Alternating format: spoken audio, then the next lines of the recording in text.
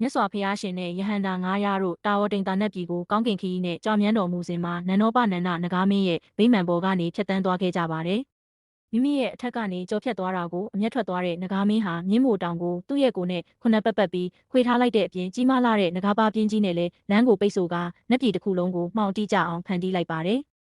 နဂါမင်းရဲ့မမာနကိုနှိမ်နင်းဖို့အတွက်မြတ်စွာဘုရားရှင်ကတန်ခိုးအရာမှာအသာဆုံးဖြစ်တဲ့အရှင်မဟာမောဂလန်ကိုရွေးချယ်တာဝန်ပေးခဲ့ပါတယ်။ခန္ဓာကိုယ်ရွယ်စားဖြင့်ပြသခြင်းအရှင်မဟာမောဂလန်ဟာနဂါမင်းထက်ပိုမိုကြီးမားတဲ့နဂါကြီးအဖြစ်ဖန်ဆင်းပြီးနန္ဒောပနန္ဒနဂါကို14ပတ်တိုင်တိုင်းပြန်လည်ရစ်ပတ်ကနဂါမင်းရဲ့မမာနကိုချိုးနှိမ်ခဲ့ပါတယ်။စွမ်းအားဖြင့်တုံ့ပြန်ခြင်းနဂါမင်းကအစိမ့်ငွေတွေမှုတ်ထုတ်တဲ့အခါမှာလည်းအရှင်မဟာမောဂလန်ကအန္တရာယ်မဖြစ်စေဘဲပြင်းထန်တဲ့စိတ်ဆွမ်းရည်မီးဖြင့်ပြန်လည်တုံ့ပြန်ခဲ့ရာနဂါမင်းမှာအလွန်ပင်ပန်းနွမ်းနယ်သွားခဲ့ပါတယ်။နောက်ဆုံးသင်ခန်းစာအရှင်မဟာမောဂလန်ဟာကိုရောင်ဖြောက်ပြီးနဂါမင်းရဲ့နားပေါက်ကနေတဆင့်ဝမ်းမိုက်ထဲအထိဝင်ရောက်လှည့်လည်ပြခဲ့ပါတယ်။မိမိရဲ့ရုပ်ပိုင်းဆိုင်ရာအင်အားဟာစိတ်ဝိညာဉ်စွမ်းအားရှိမှအသုံးမဝင်မှန်းသိမြင်သွားတဲ့နန္ဒောပနန္ဒဂါမင်းဟာအရှုံးပေးဝန်ခံလိုက်ပါတယ်။